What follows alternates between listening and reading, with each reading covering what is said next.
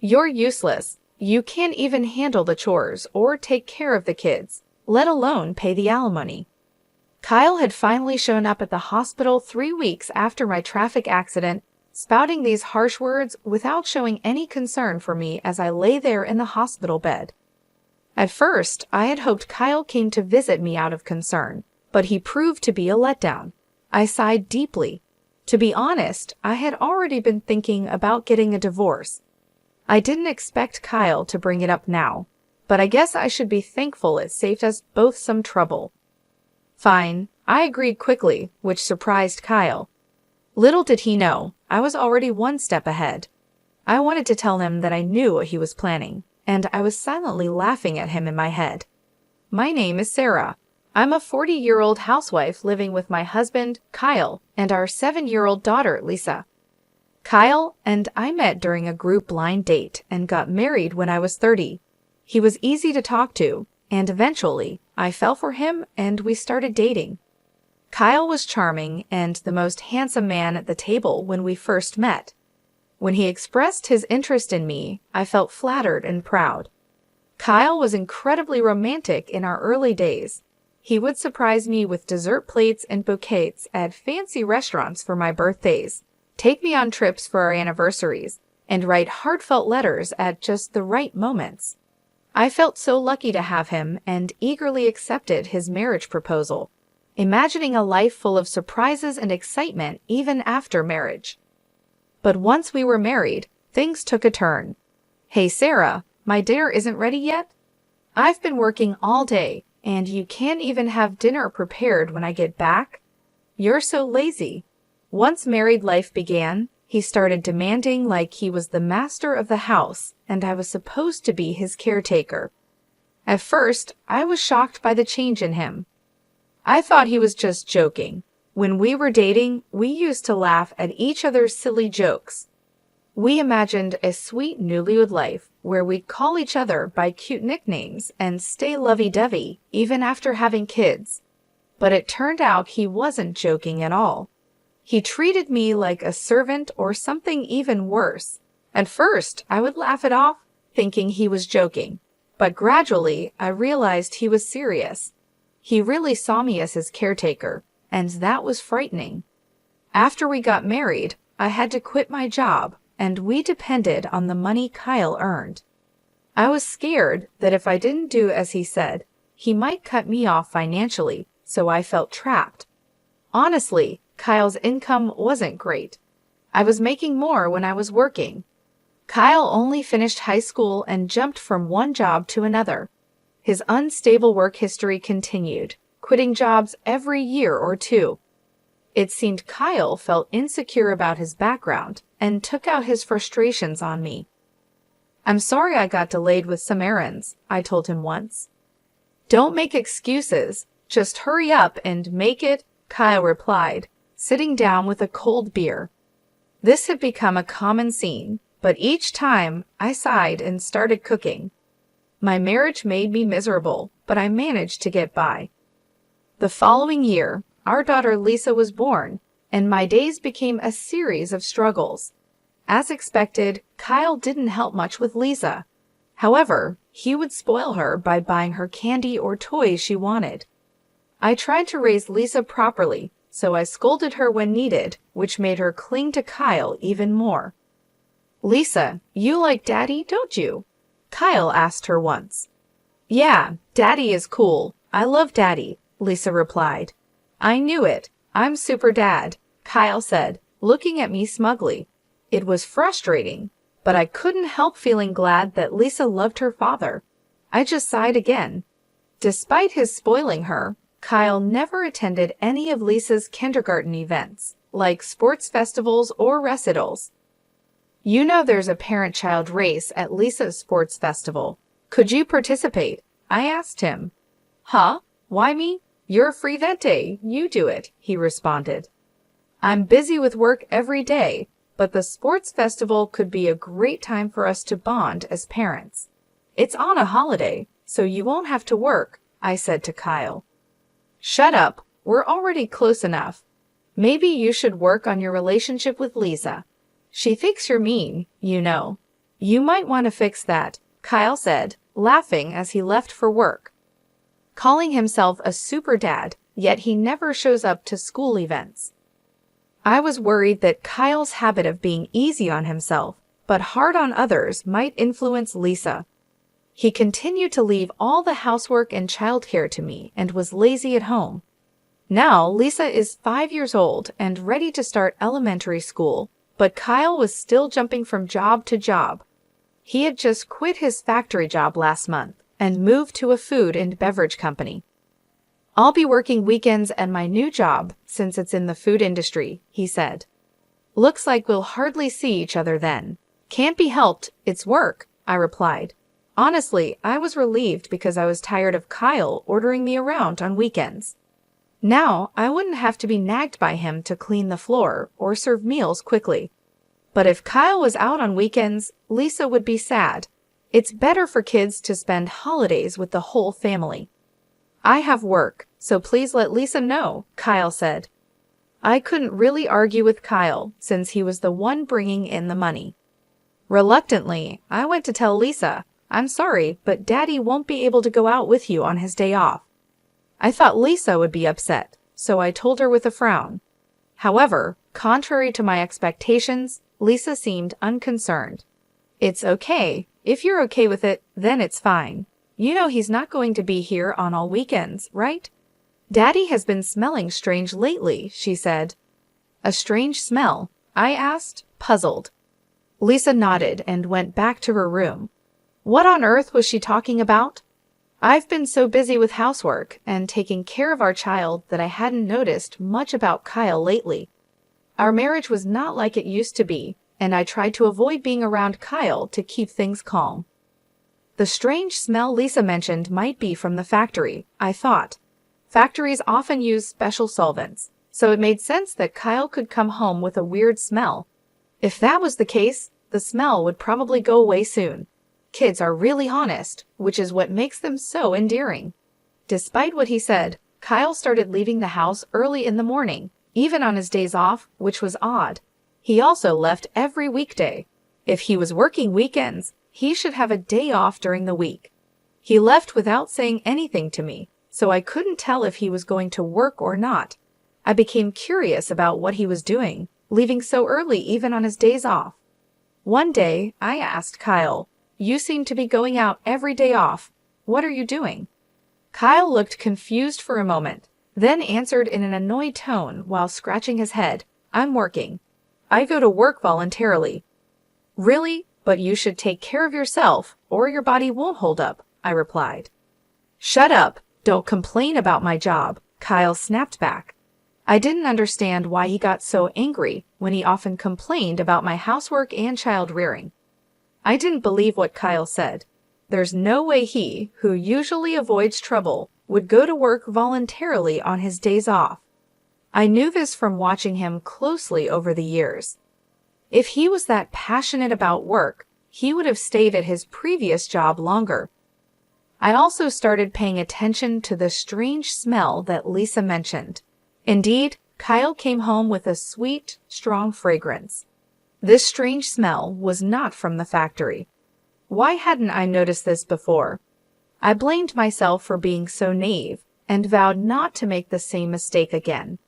From then on, I decided to watch Kyle more carefully, especially on weekdays when he said he was going to work.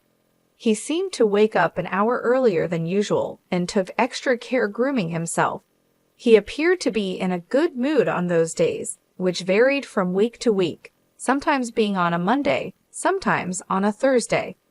But it was clear that Kyle was happy on those days when he left the house. I went into his room to look for any clues. I felt like a detective searching a house.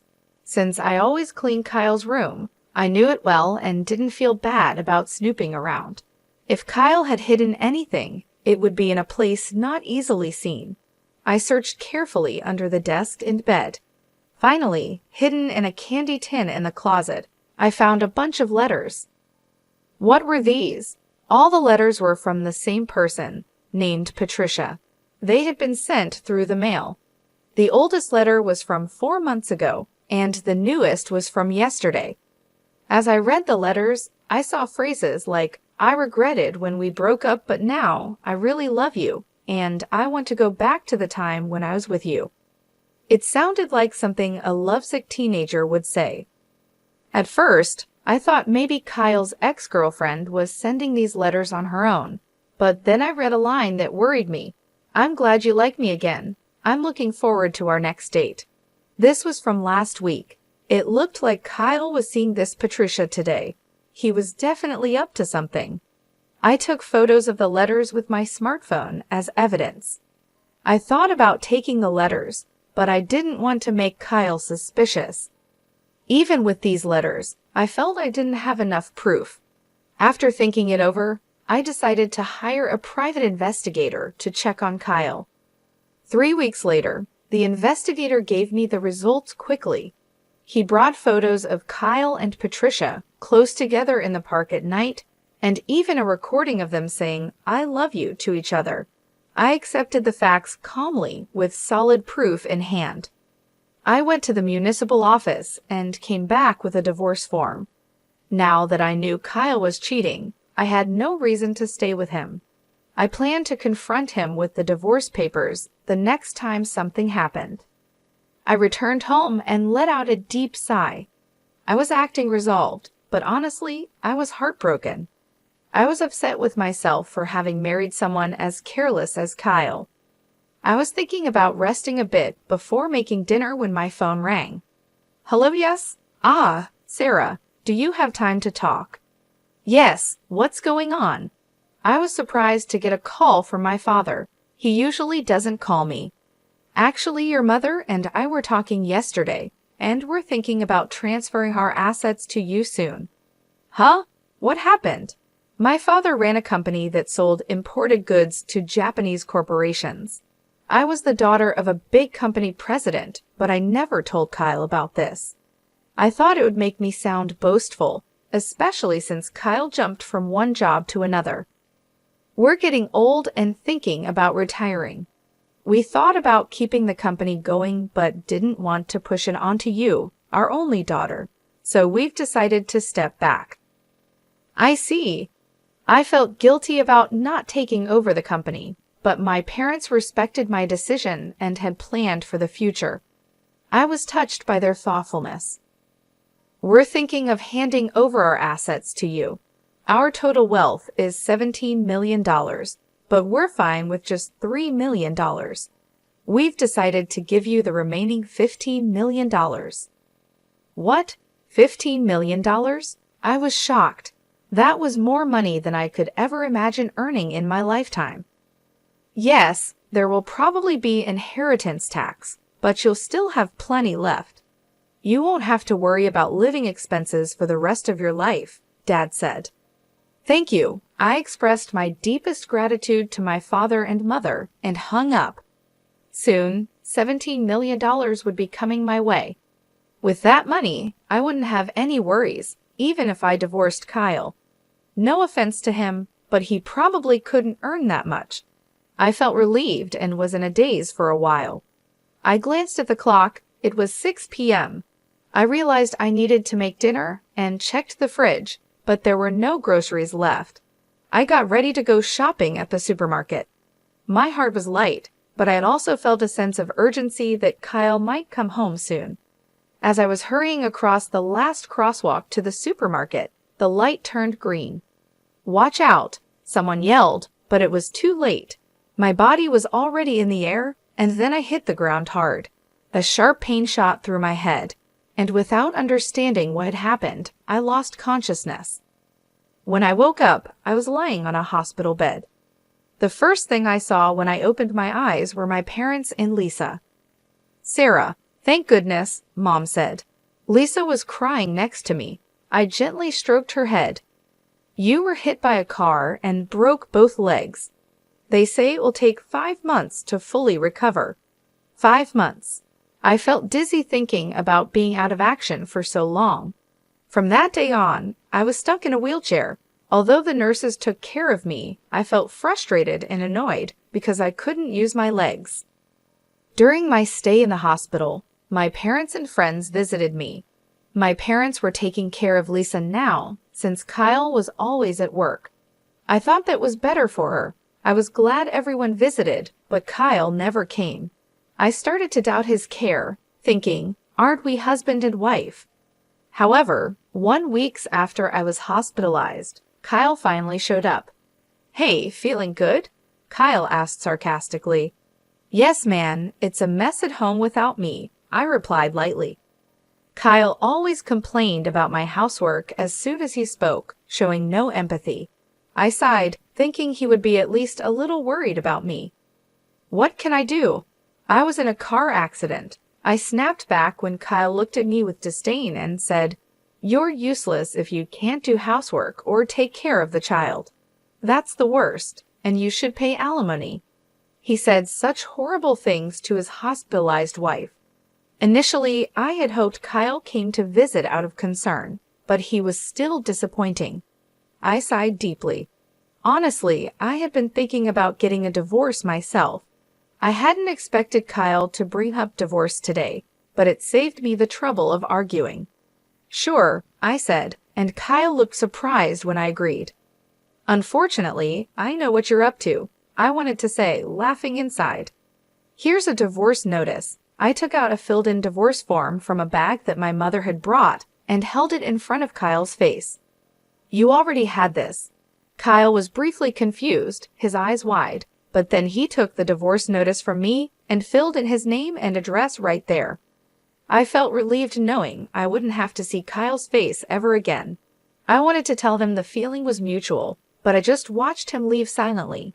Probably Kyle will remarry Patricia after the divorce. I don't know what kind of woman Patricia is, but it's sad to think she's going to marry someone as controlling and unpleasant as Kyle. I feel a bit guilty about Lisa, but deciding to leave was something I had thought about a long time ago. I promised myself I would take good care of Lisa. A month after Kyle left, my life was peaceful. The time without my husband nagging me felt like heaven. I was released from the hospital and started physical therapy. I decided to stay at my parents' house until my leg healed. My parents were angry at Kyle when they learned about the divorce, but they stopped pressing the issue when I told them I wanted to forget about him. Lisa doesn't seem lonely even without her father around and is going to elementary school happily. In the end, Lisa also noticed Kyle's domineering behavior and probably doesn't see him as a father anymore. I was convinced that divorcing Kyle was the right decision, but one afternoon, I got a call on my mobile phone. I ignored it when I saw Kyle's name, but the phone kept ringing nonstop. Eventually, I answered the call. Hey Sarah, when are you coming back? Kyle's words made no sense to me, and he sounded like he was about to start yelling. What do you mean, coming back? You remarried Patricia, didn't you? I replied. When I mentioned Patricia's name, Kyle sounded surprised and exclaimed, How do you know that? Did you think I didn't know you cheated? That's why I asked for alimony. Yes, that's right. But alimony and child support, I can't pay that. Why do I have to pay alimony anyway? You who never did the housework should be the one to pay, Kyle argued. I was shocked to hear Kyle's argument. I had asked for alimony and child support through a lawyer, but he hadn't paid yet. I knew Kyle didn't have a lot of money, but he should find a way to pay. Yet here he was, saying something ridiculous like I should be the one to pay alimony. I noticed your affair and gathered evidence. Did you see it from the lawyer? It seems that Kyle had already seen the evidence from the detective agency. That would make things easier, but him calling me was ridiculous. I wanted a divorce even before I found out about the affair because you never helped with housework or childcare, and you complained all the time. I'm not your housekeeper, you know, but it's good you're married now. You have someone else to look after you. But here's the thing, Patricia can't do housework. Before we got married, she said, leave everything to me. But once we got married, her cooking is terrible and she doesn't clean. I would have been better off with you. Marry me again. After all, you don't have any money, right? Lisa liked me too, didn't she? Kyle said, which annoyed me. What are you talking about? You divorced me and remarried. You're her partner, not my responsibility. And sorry to say, Lisa doesn't like you, and I have money.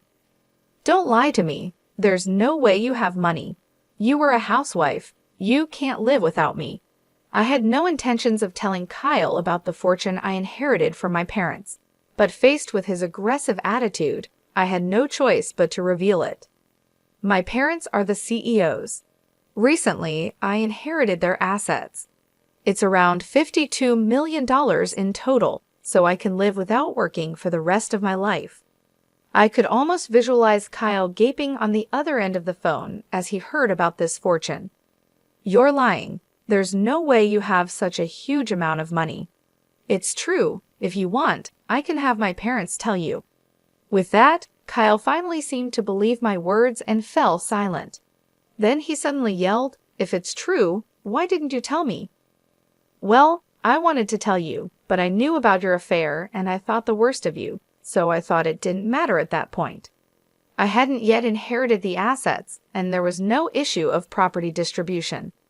Kyle bit his lip in frustration. He probably never imagined I had such assets.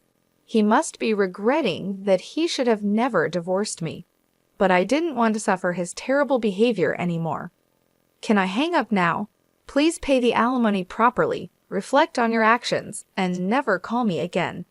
Goodbye. With that, I hung up the phone. I immediately blocked Kyle's number so he couldn't call anymore. Mom, who were you talking to? Lisa walked into the room and asked curiously. Just a friend, I replied. But Lisa, do you want to go to the amusement park this weekend? Yes, Lisa smiled happily.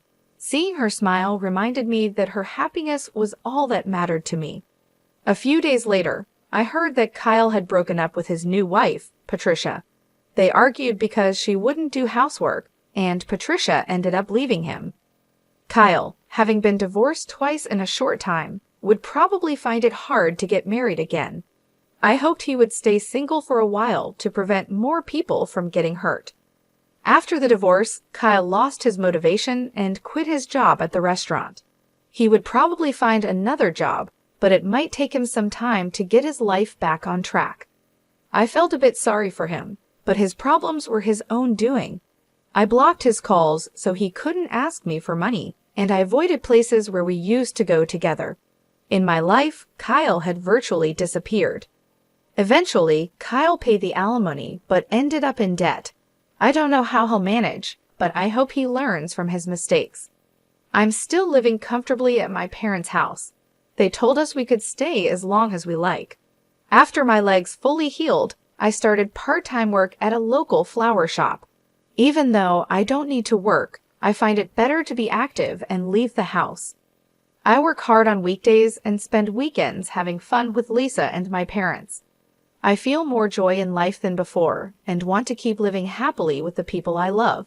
I cherish these happy moments, especially when I see Lisa's smile.